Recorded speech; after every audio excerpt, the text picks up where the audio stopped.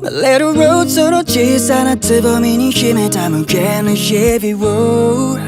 君のまだ見ぬこの広い世界が祝福するのさ。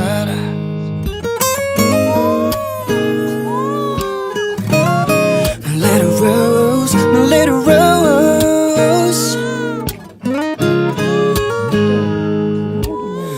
始まったばかりの君の願い旅路だ。